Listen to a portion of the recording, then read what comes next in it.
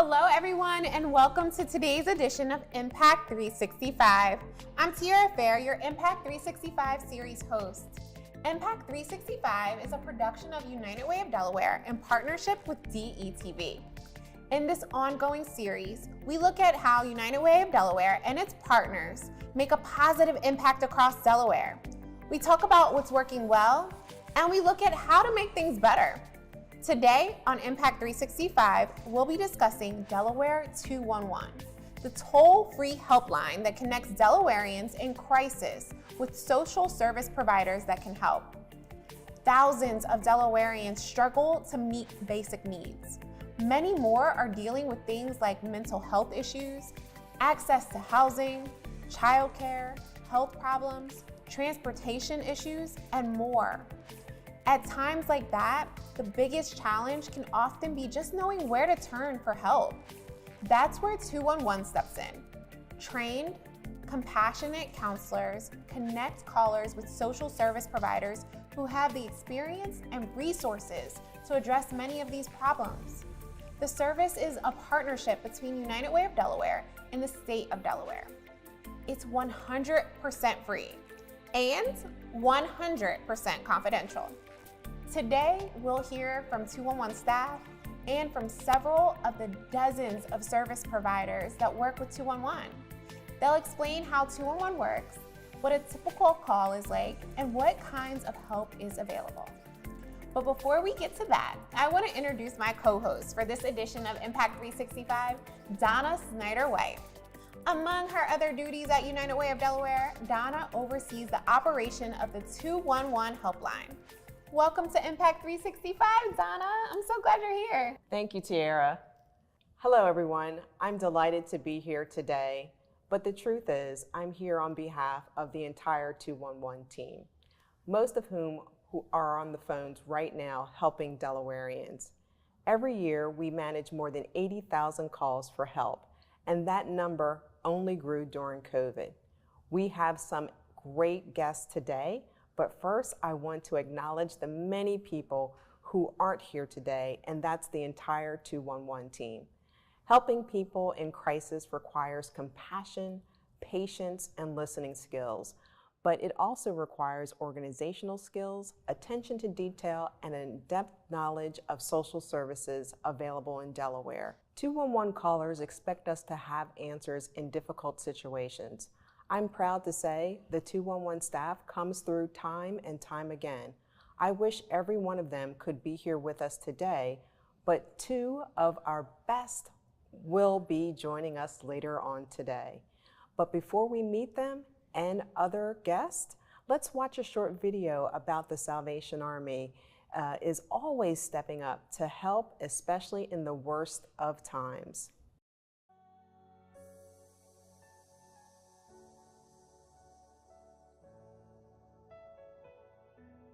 I think what we see a lot of is folks who fall between the cracks and really need that hand up to get sustained and stable moving forward. So providing housing and the basics of food and utility assistance, and just let them know somebody's there and does care for them.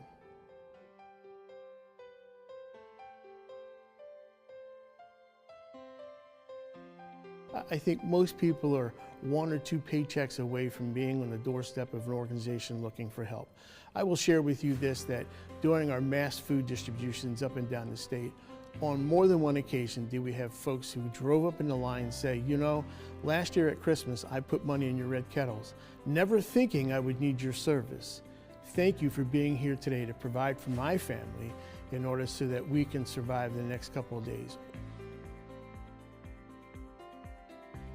I am very thankful for Delaware 211. There's a couple of reasons. One, we know when folks come to us, they have called Delaware 211. But most importantly, is a one-stop number for folks to call and reduce that level of the runaround. They're going to call one number and be able to get to the source that they need through 211 with all the resources that are there. That was great, Donna. I know the Salvation Army is just one of the many service providers that callers can connect with through 211. And because every call is unique, the 211 team has to be on top of its game with up-to-date information and a good sense of how to guide a caller to the right resource. Who do we have with us today to walk us through some real-life situations? Tiara, today with us is John Bates, Deputy Director of Ministry of Caring. The Ministry of Caring serves nutritious meals at the Emmanuel Dining Room, provides transitional and long-term housing, helps connect unemployed persons with dignified work, provides child care and education for the homeless children, and much, much more. The Ministry of Caring has been a Delaware institution for decades. Also with us today is Paulina John, Early Childhood Comprehensive System Administrator for the Division of Public Health, Maternal Child Health Bureau, which offers a wide variety of social services, particularly for children and families. Thanks for joining us today, Paulina and John, and welcome to Impact 365. Thank you for having us. Oh, thank you. I'm so happy you all are here. Are you nervous? No, I'm okay. A little bit. Everybody's like, oh, okay, we're good. So we'll start off easy. We'll start off really easy, okay? So tell us, we said a lot of words about each of your organizations, and tell us in a nutshell, what is the work that your organizations do in real life? And then also tell us a little about you. How long have you been there? Who wants to start? I can go. Okay, good. So my name is Paulina Jan, as Donna introduced me, and I've been with the Division of Public Health since 2007, so that's almost 15 years. Okay. And in this position as the Early Childhood Comprehensive Systems Program Administrator, I've been there for 10 years. Okay. Yeah. What about you, John? And my name is John Bates, as Donna stated. I'm with the Ministry of Caring. I've been there for 4 years now. It is what I do. The services that the ministry provides is something that I've always done in terms of being a service provider, personally, and all the work that I've done over the years. We provide a wide range of services. We have continuum of care that's, I believe, second to none in Delaware in terms of nonprofits. We are grateful that 211 is there to support us and make referrals so that we can help the folks that we're value to help. So we just thought to be here also. So thank you for having me. Awesome. So let's start with you, Paulina. The Division of Health and Social Services is vast in the services that it provides to Delawareans across the state. We also know that you all are helping one person at a time. How does 211 play a role in helping you all to really help people get the services that they need? Okay, so through Division of Public Health, which is under the social services, so the Maternal Child Health Bureau tries to assist children and families. And so through that, we have partnered with 211, because what we've seen in the past is that we see families kind of call in multiple numbers to just access, resources and services within the community. And so what we've done is with funding either from the state or from the federal programs. So my program is funded through the federal program. And so we partner with community, community services, as well as other nonprofits, just to make sure that they can deliver those resources and services to our families. And so through Help Me Grow, so Help Me Grow is a system, it's a national system that we are affiliated with. And so we joined that in 2011, and we've partnered with 211, just to make sure that the delivery of services is in a way that we don't have families falling between the cracks, and at the same time, families don't have to call multiple numbers, because 211 is a one-stop shop. And so once a family picks up the phone and calls it, they're able to access other resources. 211 has a vast, I would say, database of state, resources. And so instead of calling different programs just to find out, where they can get those resources, we have this partnership with 211. And the good thing about it is that it's, in terms of time, they work on Saturdays, and it's from, I think, 8 a.m. through to, is it 9 p.m.? Yes, it is. And so we have quite an extensive in terms of the working hours. where families, when they come back from their work and all that, can pick up the phone and call.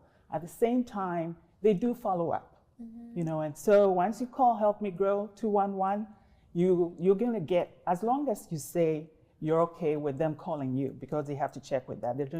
They don't just pick up the phone and say, hey, we're checking on you. Okay. So as long as you're okay with it, they'll pick up the phone and call you just to find out that the resource that they gave you, because they'll initially give you about 3 resources, and so you try, and after 8 days, they'll call you just to make sure that those needs were met. If they were not met, then you're going to have them kind of walk you through and see if they can find some other place that you can get the services that you need. So what we're trying to do is to make sure families get the needs that they're looking for, they don't fall between the cracks, and also that they have an understanding of where to look for information, because what it does is it empowers them. You just have one number to call. Absolutely. Yeah. So it sounds like Help Me Grow is a piece of 211. Is that right, Donna? That is correct. It is a specialty program that is nested in 211. Okay. And so, like Paulina and the Division of Public Health, they saw the need to focus on women of childbearing years, to make sure that they were getting the support they needed, but also after they have their little ones, on the importance of children and families in the community. And so that's why Help Me Grow was launched almost 10 years ago, this year, right, Paulina? Right, yeah. So, yeah. Happy birthday to him. I know, Help Me Grow. Happy birthday, Help Me Grow. Yeah. That's awesome. Yeah. And to Paulina's point, and I know it's the same for John too, it's easier for folks to just call the one number versus trying to remember all those different numbers in the state. Absolutely. Donna, I have a question. When did 211 start? Like, when was life before 211? Well, I can't speak of life before 211 because I wasn't around, but there were, people were struggling to find the right resources. So 211 is over 20 years old. So we've definitely been here for a while. And then, as a matter of fact, our name originally was called the First Call for Help, because people need to make that first call to help. But then we also saw the benefit of connecting with a national initiative, which connects 211s across the whole United States and also Canada, to have one systemic solution for getting help in all the states. And that's through 211. Wow. So no matter where you are in the nation, you can call 211. It's not just Delaware. No, it's not just Delaware. You can call 211 in any state in the U.S. for sure. But if you call from a 302 number, then you would be reaching 211, like your staff in Delaware, your yes. team, right? It is state related, so you can call 211 in Delaware and you'll get Delaware. You call 211 in Texas and you'll get Texas. Right. Okay, right. Makes sense. And I know that John also has great programs in our database, and we've been in a partnership for a very long time at 211. I think your organization dates back to the mid-1995, I think. 70. See, that's before Brother me. Ronald, it's actually in our 45th year this year. We're celebrating our 45th year. Excellent. Happy birthday. It started, yeah, thank you. And all credits goes to Brother Ronald Giannone. He started 45 years ago with the emergency shelter for single women. And from there, all the services just took off in terms of child care, job placement, dental office, senior housing, transitional housing. So yeah, and a lot of those referrals that we get, of course, come from 211. So it's a great partnership. You all do so many things. Do you get all of your referrals from 211 or just some of them? And what are the most where do you see the most referrals you get? It's it's a combination because I think 211 provides a lot of referrals in terms of shelter care and child care. But we have other services, as I stated, including senior housing, transitional housing, that we have partnerships with many other community partners, including Housing Alliance of Delaware, Henrietta Johnson Medical Center. So we have a number of partnerships. I mean, it's a long list. So we provide services to folks who are in need, and that's what we do. You said, so when we talk about Ministry of Caring, we talk about serving the poor in Delaware.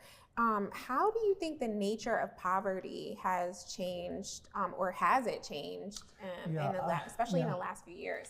That's a good question. I'm not sure it's changed. I think the folks who are living in poverty has a more difficult time of getting out of poverty because goods and services has increased. Housing costs is off the chart. So I think it's more difficult. I think the good news is that we may have more support for those families who want to get out of poverty, and we're willing to provide that support to those families. Awesome. So what do you think might happen if 211 wasn't available? Oh, we'd be in chaos. The Delaware and every other state, for that matter, who does not have 211 would be in chaos because people need somewhere to go. And oftentimes, even with 211, sometimes people can't figure out how to get access to services and supports that they need. But having 211, it's easy access, easy number to remember. And so I think without 211, a lot of families will not get what they need, will not get the support they would not need, and will not have the opportunity to climb out of poverty, without question. That's awesome. I just want to thank you both so much for all the work that you do. I want to thank you so much for really being great partners with 211, because I think that is, like, 211 wouldn't exist without partners. 211 wouldn't exist without people and organizations putting effort into making sure that we have this expansive database. And so, Paulina, John, thank you. Thank you for having us. Appreciate it. Without caring partners like you, 211 would be just a phone number. The people of Delaware are fortunate to have resources like yours to turn to in crisis. We'll be back in a moment to continue our conversation, but first, let's watch this short message.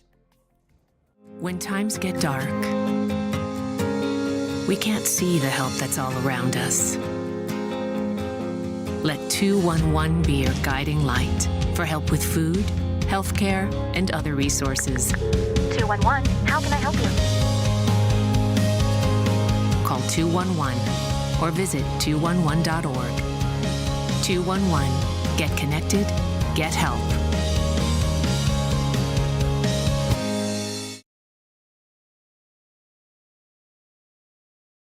Welcome back, everyone. We're going to switch gears now and take a closer look at 211 from the inside out.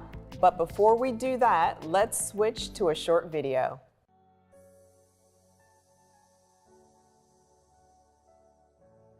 I had a call come in. The mom was very stressed out, didn't know what to do about paying bills. She was pregnant and had a little one at home, and she wanted to take the option of using a knife to harm herself. It really affected me because at that time I was also pregnant with a little one at home, so I put myself in her place and I didn't understand how stressful it is. So I was able to talk to her, talk her down, get her information, where she lived, her name, and I had a coworker who was able to call 911 so we could get help to her. I spoke to her about, her need to stay alive. She had a little one she had to take care of, and she had a baby inside her that needed her as well. So I was able to talk to her, calm her down, get her the help she needed.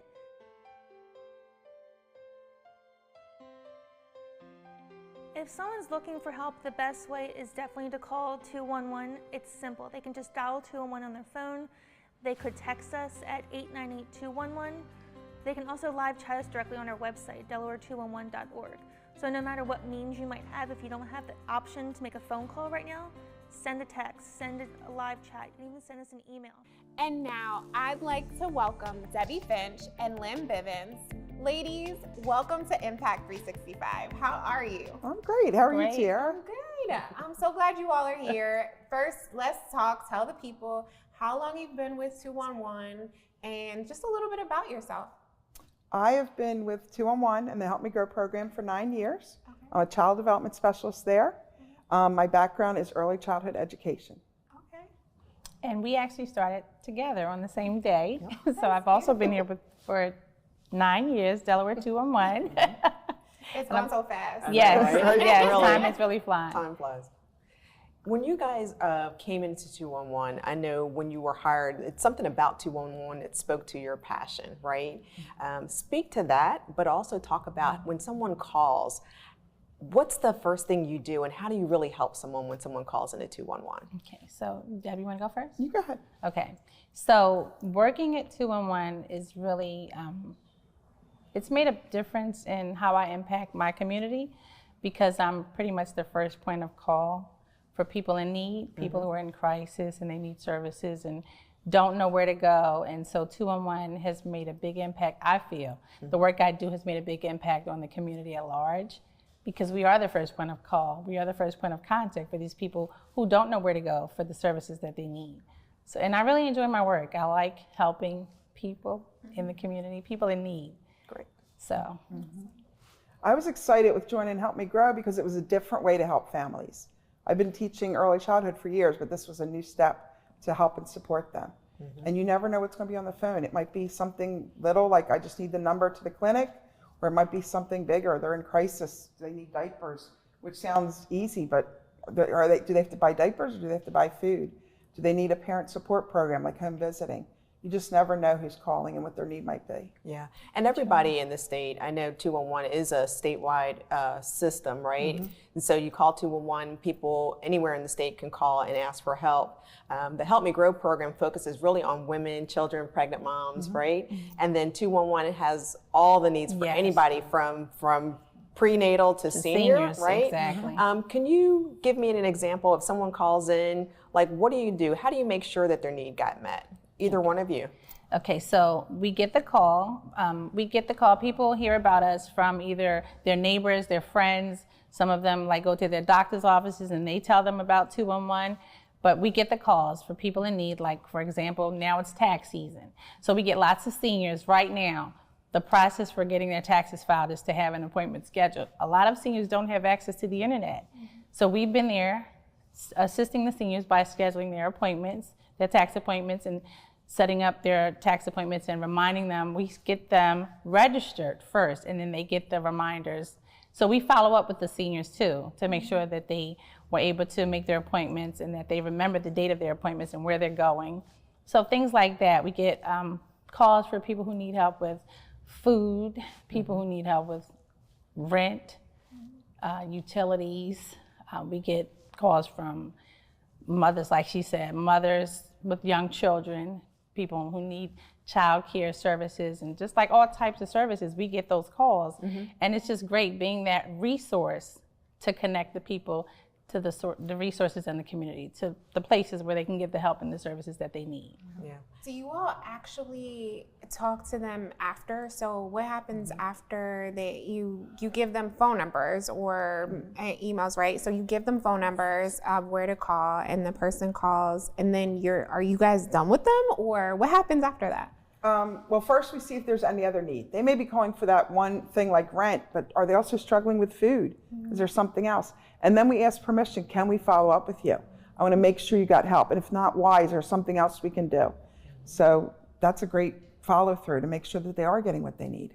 Okay. Yeah. And I know, Debbie, when you said that, we want to make sure that people got their needs met. So that's huge, right? And so what ways do we do that? I mean, how do you guys make sure that the people got their needs met? Do you call everybody back, or do you reach out and how do they get their needs met? We call them back. If they prefer text, we can text them as well.